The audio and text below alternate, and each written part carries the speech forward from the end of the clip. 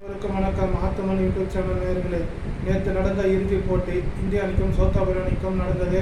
Toss win பண்ண ரோஹித் சர்மா இந்திய அணி கேப்டன் பேட்டிங் தேர்வு செஞ்சார். இதில் விராட் கோலி 76 ரன்னும், அக்ஷர் பட்டேல் 47 ரன்னும் அடித்தாங்க. 20 ஓவர் முடிவில் இந்திய அணி 176 ரன் அடித்தாங்க.